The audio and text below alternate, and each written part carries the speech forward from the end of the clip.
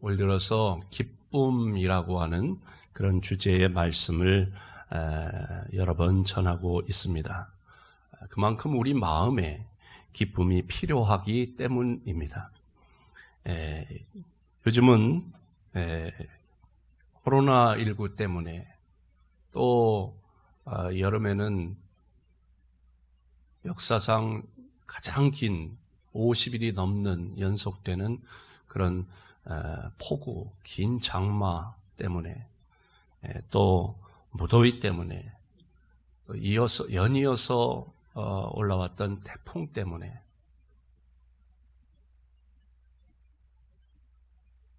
국민들의 얼굴에서 웃음기를 찾아보기 참 어려운 그런 시기를 우리가 보내고 있습니다. 성도들과 자주 만나지 못하니까 기쁨이 상실되고 또 사랑하는 성도들과 뜨겁게 함께 찬양하고 기도하고 예배하지 못하니까 마음이 영 컬컬하고 기쁨을 잃었습니다. 그래서 오늘 본문에 나오는 말씀, 주 안에서 항상 기뻐하라고 하는 주님의 말씀이 마음을 깊이, 심장을 깊이 찌르고 들어오는 때입니다. 사도 바울은 우리 보고 항상 기뻐하라 그렇게 말씀합니다. 또다시 말하노니 기뻐하라 그렇게 말씀하고 있습니다. 나도 기뻐하고 있다. 그러니 여러분도 기뻐하세요. 내가 또다시 말합니다. 기뻐하세요. 이 말을 하고 있는 사도 바울이 지금 어디에서 이 말을 하고 있습니까? 감옥에 갇혀 있는데, 감옥에 갇혀 있는 사람이 밖에 있는 사람들, 자유롭게 있는 사람들을 향하여 말합니다. 여러분 항상 기뻐하세요. 내가 또다시 말합니다. 힘주어 말합니다. 다시 한번 강조하며 말합니다. 여러분 기뻐하세요. 내가 감옥에 갇혀 있는데 나도 기뻐합니다. 여러분 코로나 감옥에 갇혀 있는 여러분 기뻐하세요. 그렇게 우리에게 권고하고 있습니다. 저는 이 말씀을 너무나 잘 아는 말씀인데 이 말씀을 한 주간 내내 묵상하면서 그렇지, 기뻐해야지. 코로나 감옥 어디 마음대로 가지 못해요. 가지 말래요. 고향도 가지 말래요. 부모님도 찾아가지 말래요. 코로나 감옥에 갇혀 있지만 그래도 항상 기뻐하고 또 기뻐하라. 그래서 이 찬송가가요, 찬송가 370장이 마음에 그렇게 와닿을 수가 없어요. 주 안에 있는 나에게 딴 근심이 있어요. 주 안에 있는 나에게 딴 근심이 있으랴. 십자가 밑에 나가 내 짐을 보렀네. 주님을 찬송하면서 할렐루야 할렐루야. 내 앞길 멀고 나 주님만 따라가리. 그 두려움이 변하여 그 두려움이 내 기도 되었고 내 기도 되었고 첫날의 한숨 변하여 내 한숨 변하여 내 노래 되었네. 아멘. 주님을 찬송하면서 할렐루야 할렐루야. 내 앞길 멀고매도 나 주님만 따라가리.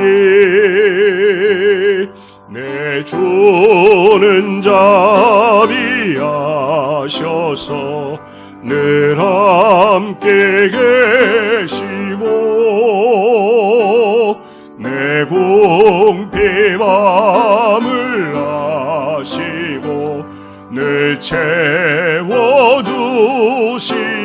아멘. 주님을 찬송하면서 할렐루야 할렐루야. 내 앞길 멀고매도 나 주님만 따라가리. 내 주 안에 줄 언약은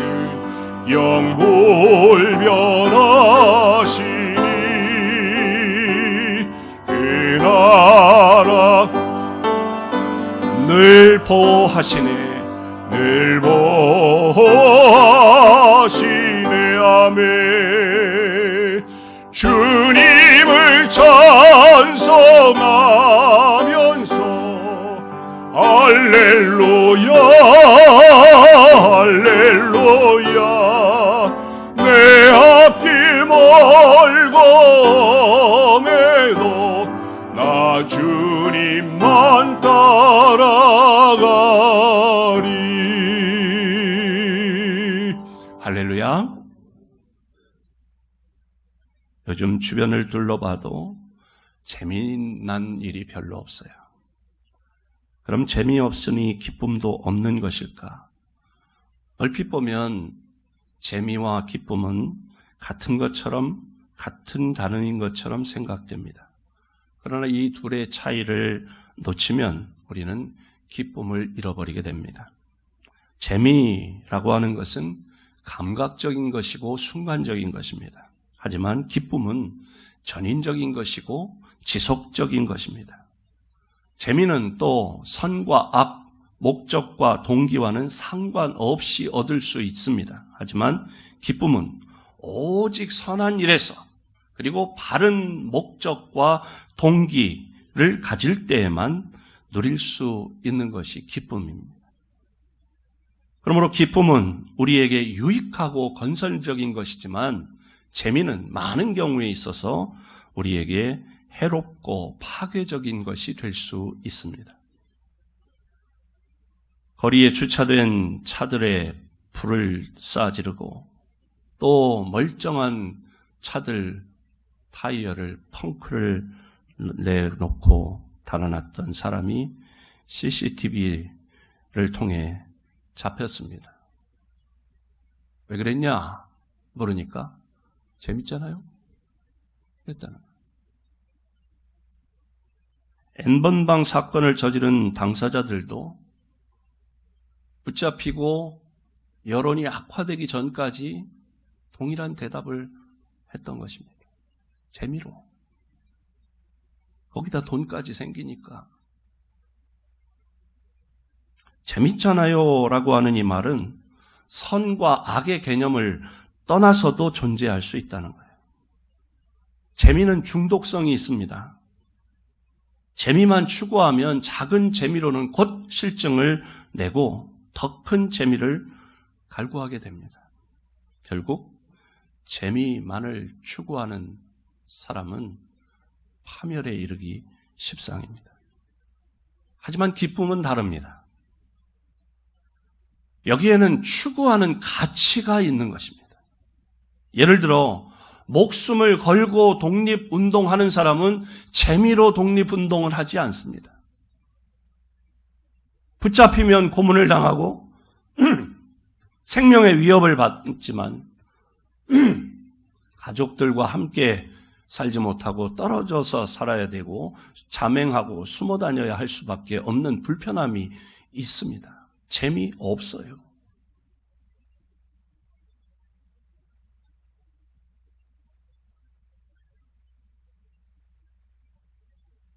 어떤 사람은 목숨을 거는 일에 재미로 하는 사람들도 있습니다. 암벽 등반을 한다든지 또 빌딩을 허가를 빌딩에서 내주지 않기 때문에 외국의 어떤 사람이 우리나라의 높은 빌딩에 와서도 막 기어 올라가는 거예요. 빌딩 외벽을 타고. 자기는 그게 재밌다는 거예요. 타고 이렇게 올라갔다 그 다음에 어디에? 경찰한테 붙잡혀서 유치장에 가요. 그런데도 전 세계에 다니면서 높은 빌딩을 찾아다니면서 재미삼아 그렇게 하는 사람이 있다는 거예요. 독립운동을 하는 사람은 재미로 하는 게 아니라 그 가치를 위해서 재미는 없어도 위험을 무릅습니다. 가혹한 형벌이 따르고 형장의 이슬로 사라질지 모름에도 불구하고 그 가치 때문에 기쁨, 조국의 광복을 생각하면 기쁨으로 그런 일을 하는 것입니다. 그런데 우리가 살고 있는 이 땅의 문화는 어떻습니까? 기쁨을 추구하기보다는 재미를 추구하는 문화입니다. 무엇이 선하고 무엇이 악한 것이냐, 혹은 무엇이 유익하고 무엇이 해가 되는 것이냐가 아니라 오직 뭐가 재밌고 뭐가 재미없냐 하는 것이 가치 판단의 행동 여부의 기준이 된다. 그런데 문제는 이런 사회 현상이 교회 그리고 우리의 신앙생활에도 파고 들어온다는 것입니다. 교회도 재밌어야 가고 예배도 재밌어야 드리고 성경 공부도 재미있어야만 하려고 합니다. 그러다 보니 어느새 교회조차도 참된 진리를 가르치고 그 안에서 참된 기쁨을 누리려고 하기보다는 성도들을 재미있게 해주려는 데만 관심을 쏟게 되었다. 찬양도 재미를 추구하다 보니까 쉽게 실증내고 유행을 타게 되었습니다.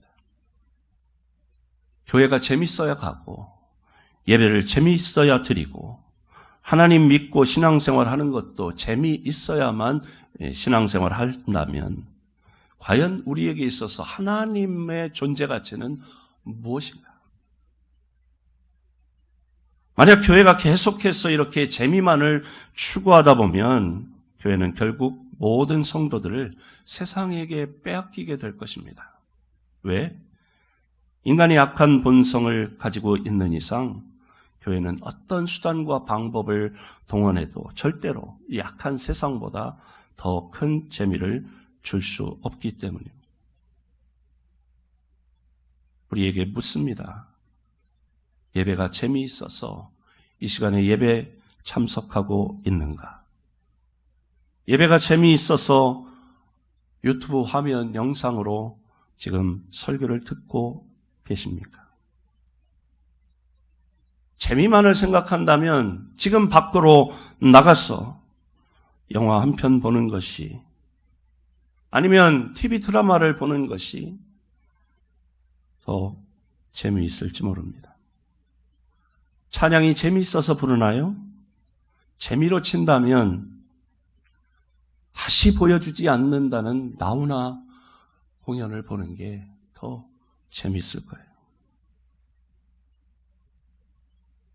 교회는 성도들에게 재미를 주는 것이 아니라 참된 기쁨이 무엇인가를 가르치고 그 기쁨을 주는 곳인 줄로 믿습니다. 우리가 이것을 잃어버린다면 방황하는 우리 모든 인간들에게 근본적인 행복과 만족과 기쁨을 찾아주지 못할 것입니다. 교회는 교회로서 그 가치를 다할 수 없을 것입니다. 혹 순간의 재미는 없을지 모르지만 우리 내면에서 흘러 넘치는 진정한 참 기쁨과 만족과 감사와 행복을 우리는 아는 사람들입니다. 신앙은 재미를 추구하는 것이 아니라 참된 가치를 추구하는 것입니다. 그 속에서 기쁨을 얻습니다. 그래서 예수 믿는 우리 크리스찬들의 특징을 고린도후서 4장 7절로 9절에 이렇게 말씀합니다. 함께 읽어봅니다. 시작. 우리가 이 보배를 질그릇에 가졌으니 이는 심히 큰 능력은 하나님께 있고 우리에게 있지 아니함을 알게 하려 함이라. 우리가 사방으로 우겨쌈을 당하여도 쌓이지 아니하며 답답한 일을 당하여도 낙심하지 아니하며 박해를 받아도 버림받지 아니하며 거꾸러뜨림을 당하여도 망하지 아니하고. 아멘. 사방으로 우겨쌈을 당하고 앞이 보이지 않고 그러면 낙심해야 되지 않을까요? 절망하고 답답해하고 누군가를 붙잡고 분통을 터뜨리고 원망해야 되지 않을까요? 그런데 그런 절망과 우울함에 매이지 않고 낙심하지 않는다는 것입니다. 그 속에서도 기쁨을 찾을 수 있고 감사가 나올 수 있고 행복의 웃음을 활짝 펼 수가 있다는 것입니다. 왜요? 어떻게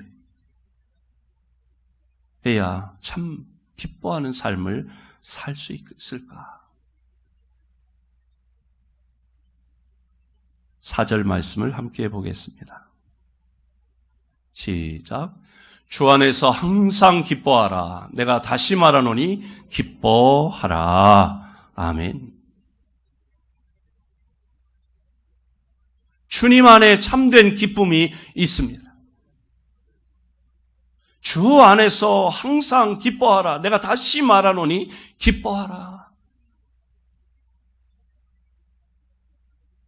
감옥에 비록 내가 억울하게 감옥에 갇혀 있지만 주님 안에 있으니까 나는 기뻐한다. 주님 안에 있으면 어디에 있든지 어떤 형편에 처해 있든지 기뻐할 수 있다. 주 안에서 엔 크리스토스 주님 안에서 있으면 항상 기뻐할 수 있다. 주 안에서라고 하는 이 말은 기쁨의 범위를 제한하는 말이 될 수도 있고 기쁨의 질을 제한하는 말이 될 수도 있습니다. 이 말은 오직 주님을 온전히 믿고 섬기는 가운데 주님과 온전한 관계를 맺고 있는 가운데 세상이 주는 것과 전혀 다른 주님 안에서의 특별한 기쁨을 얻게 된다. 그 주님 안에서 주시는 그 기쁨으로 기뻐하라. 우리가 누려야 할 참된 기쁨은 오직 주님 안에서만 누릴 수 있는 줄로 믿습니다. 우리가 누려야 할 참된 기쁨은 오직 다만 주 안에서만 누릴 수 있습니다. 주님을 떠나서는 어느 곳에서도 무슨 일을 해도 이 같은 기쁨을 누릴 수 없습니다. 물론 주님 없는 세상에도 기쁨이 전혀 없는 것은 아닙니다. 하지만 세상에서 누리는 그런 기쁨은 결코 참된 기쁨이라고 말할 수 없습니다. 그것은 모조품입니다. 꾸며진 것입니다. 가짜 기쁨입니다. 기쁨처럼 보이지만 참 기쁨은 아니라는 말이죠.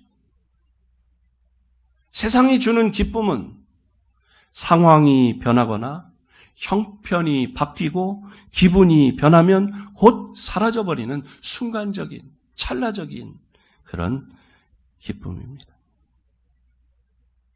하지만 주님 안에서 누리는 참된 기쁨은 상황이 변하고 형편이 바뀌고 조건이 달라지고 그 무엇이 변한다 할지라도 언제나 사라지지 않고 지속되는 줄로 믿습니다. 어머니를 따라 엄마를 따라 장에 가는 아이가 있었습니다. 그런데 그만 길을 잃어버렸습니다. 장에 가보니까, 장날장에 가보니까 신기한 물건도 많고 또 손에 넣고 싶은 그런 장난감들도, 별의별 장난감들도 있고 먹거리도 많고, 그걸 구경하느라 정신이 팔려 이렇게 있다 보니까 엄마 손을 놓았고, 엄마 옆에 있는 처음에 계속 확인하다가 나중에는 이 재미에 푹 빠져가지고 엄마도 온데간데 없이 신경을 놓게 됐어요. 한참 이렇게 이것저것 신기하게 보다 보니까 엄마가 주변에 없는 거예요. 엄마가 없다는 것을 안 순간 그렇게 재밌게 느껴졌던 시장 구경이 재미가 없어졌습니다. 흥미를 잃어버렸습니다. 아니, 무서움과 두려움이 몰려왔습니다. 왜요? 옆에 엄마가 없으니까. 시장 구경이 재미있는 것도, 집을 나와 나들이를 하는 그런 재미도 다 엄마가 나와 함께 있었기 때문에 재밌었고 즐거웠던 거죠. 엄마가 없으면 그 어떤 일도 재밌거나 즐거운 일이 될 수가 없는 것입니다. 주님 안에서 느끼는 기쁨도 이와 같습니다. 주님 안에 있으면, 그리고 주님과 함께 있으면 어디를 가든지 무엇을 하든지 항상 기뻐할 수 있습니다. 하지만 주님을 벗어나면, 그래서 주님을 떠나게 된다면 그 어떤 좋은 곳에 있어도, 또 그 어떤 재미난 일을 하더라도 절대로 진정한 기쁨을 맛볼 수 없습니다. 우리는 처음부터 주님 안에서 살도록 지어진 존재입니다. 주님 안에서만 기쁨을 누리도록 지어진 존재입니다. 따라서 주님을 떠나서는 절대로 그 어디에도 참된 기쁨을 누릴 수 없습니다. 잠시 재미는 있을지 몰라도 그것은 우리가 찾는 참된 기쁨은 아닌 것이죠. 사랑하는 성도 여러분, 언제나 주님 안에 거하시기를 바랍니다. 주님을 온전히 믿고 섬기며 주님과의 바른 관계 속에서 살아가시기를 바랍니다. 성전을 자유롭게 드나들 수 있을 때나 성전을 자유롭게 드나들 수 없는 이 코로나 상황에서나 언제든지 주님과의 관계를 끊지 말고 주님 안에 거하시기를 바랍니다. 그럴 때 우리는 이 세상에서 알 수도 없고 누릴 수도 없는 주님이 주시는 참된 기쁨을 날마다 누리게 될 줄로 믿습니다. 그러면 어떻게 살아야 주님 안에서 기쁨을 누리며 살 수 있을까? 5절 말씀을 우리 함께 읽어보겠습니다. 5절 시작. 너희 관용을 모든 사람에게 알게 하라. 주께서 가까우시니라. 아멘.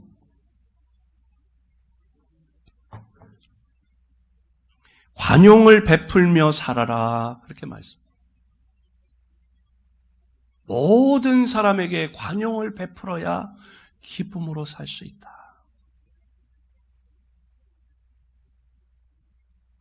우리 성도들이 기뻐하는 삶을 살기 위해서는 주님 안에 있는 성도들은 다른 사람에게 관용을, 모든 사람에게 관용을 베풀 줄 알아야 기쁨이 있다. 관용을 베푸는 것, 관용의 마음은 무슨 마음입니까? 너그러운 마음입니다. 부드러운 마음입니다. 포용하는 마음입니다. 주는 마음입니다. 베푸는 마음입니다. 용서하는 마음입니다. 미움을 버리고 사랑하는 마음입니다.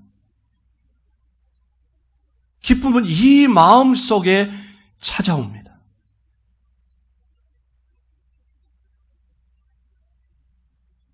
목사님, 누가 모르나요? 쉽지 않더라고요. 스테반 집사님을 우리가 생각해 봅니다. 스테반 집사님이 복음을 전하다가 붙잡혀서 이제 돌에 맞습니다.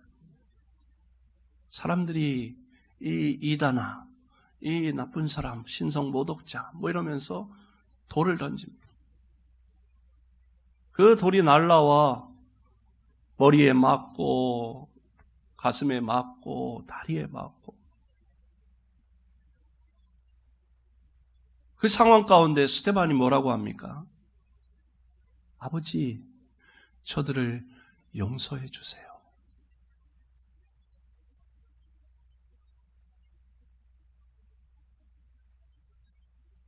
그렇게 기도하는 소리를 듣고 사람들이 야, 내가 저한테 돌을 던지는데 나를 용서해 주라고 그러네.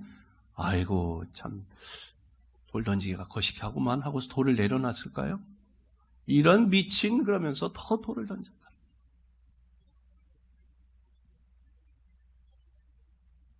그 돌에 맞아 깨지고 상하고 피가 줄줄 흐르고 통증을 느끼는데 그런데 성경에 뭐라 그래요?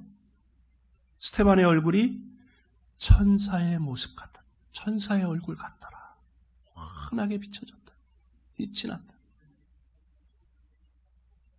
아버지 저들을 용서해 주세요. 그러면 그들이 돌을 집었던 손을 돌을 내려놓고 그럴지도 모르려는데 그렇지 않았다. 계속 돌을 던지는 것. 그런데도 스테반의 얼굴은 돌에 맞아 통증을 느끼는데 찡그리지 않고 천사의 얼굴 같다.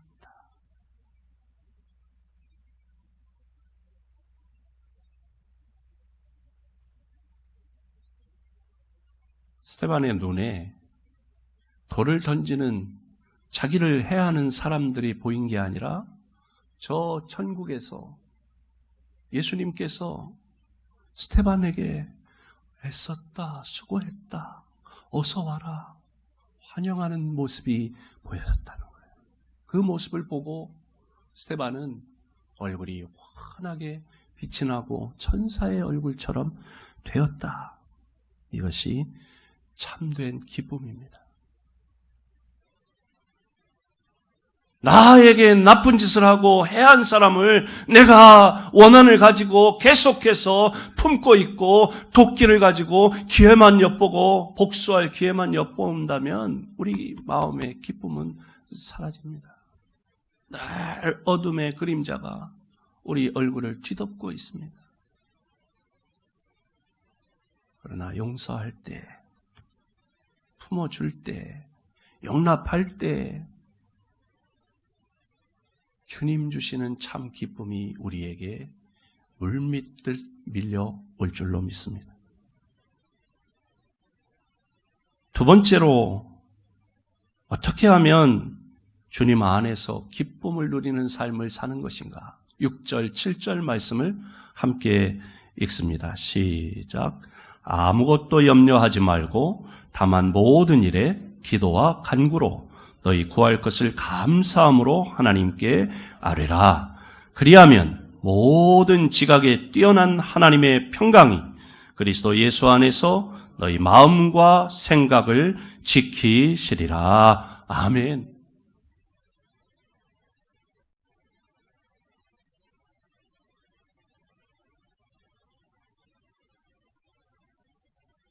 우리가 사방으로 우겨쌈을 당하고 답답한 일을 당하고 박해를 받고 거꾸러뜨림을 당하는데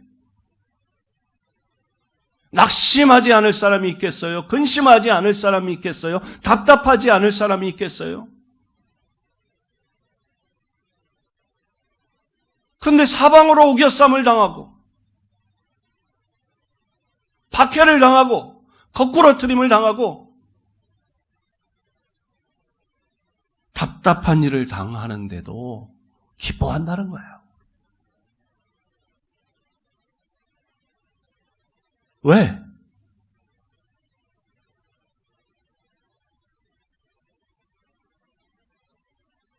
아무것도 염려하지 말고 사방으로 우겨쌈을 당해도 염려하지 말고 답답한 일을 당해도 걱정하지 말고 박해를 받아도 괴로워하지 말고 거꾸러뜨림을 당해도 낙심하지 않고 이 모든 일에 답답한 일, 거꾸러뜨림을 당하는 망할 만한 그런 일, 우겨쌈을 당하는 그런 일을 만나도 이 모든 일 때문에 염려하고 근심하고 절망하고 낙심할 게 아니라 이 모든 일에 기도와 간구로 하나님께 믿음으로 기도하면 하나님이 해결해 주실 거니까. 하나님이 암도 고쳐 주실 거니까. 우리의 모든 질병도 치료해 주실 것이니까. 응답해 주실 것이니까. 근심하지 않는다는 거예요. 마태복음 7장 7절에 말씀합니다. 구하라 그리하면 너에게 주실 것이요 찾으라 그러면 찾아낼 것이요 문을 두드리라 그리하면 너희에게 닫혀진 문제의 문들이 열리리라. 문제 앞에 염려하고 근심하고 이 모든 일에 낙심만 하지 말고 없는 것을 구하고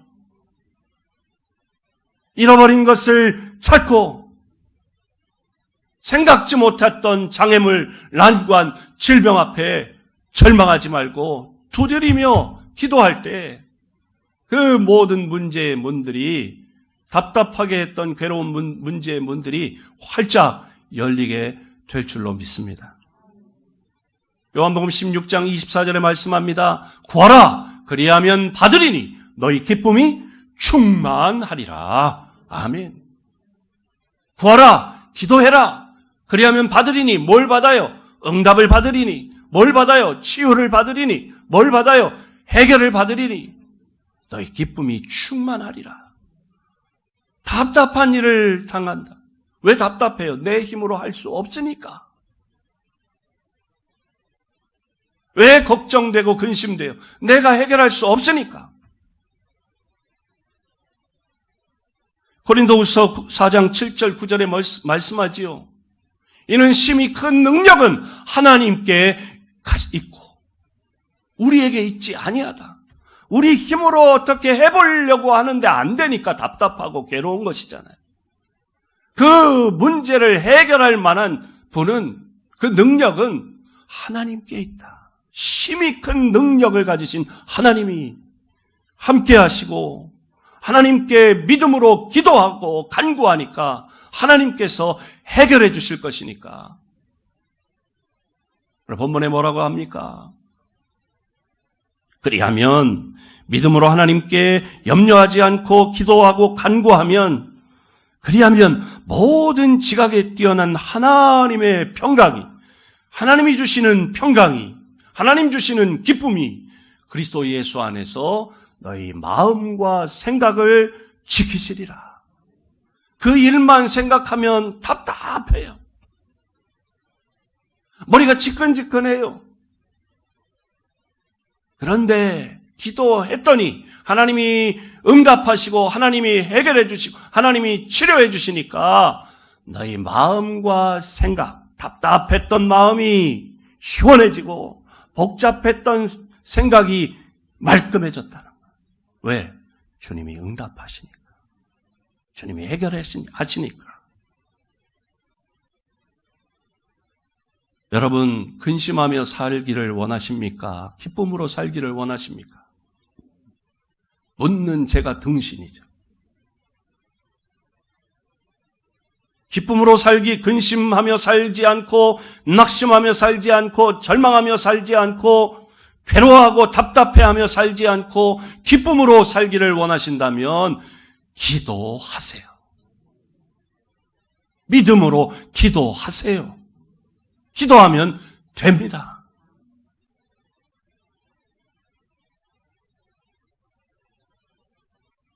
염려와 걱정거리가 왜 예수 믿는 우리에게라고 없겠어요? 하지만 우리가 세상 사람과 다른 것은 우리에겐 믿는 구석이 있다는 거예요. 그게 바로 예수님입니다. 그게 바로 아버지 하나님입니다. 그게 바로 우리를 도우시는 성령님이 함께 하시는 것입니다. 하나님과 소통하는 기도라고 하는 통로가 우리에게 있습니다. 힘든 일이 있습니까? 기도하세요. 답답한 일이 있습니까? 기도하세요. 괴로운 일이 있습니까? 기도하세요. 기도하면 하나님은 우리를 만나주시고 위로해 주시고 고쳐주시고 치료하시고 회복시켜 주시고 응답해 주시고 막혔던 길을 시원하게 열어 주실 줄로 믿습니다. 그럴 때 우리는 얼굴에 근심이 사라지고 기쁨이 충만하게 될 줄로 믿습니다. 하나님 앞에 믿음으로 구하여 응답받고 답답했던 마음이 시원해지시기를 주님의 이름으로 축원합니다. 복잡했던 생각, 지끈지끈했던 머리가 말끔해지시기를 주님의 이름으로 축원합니다. 그리하여 주님 주시는 기쁨으로 살아가시기를 주님의 이름으로 축원합니다. 하나님 감사합니다. 하나님의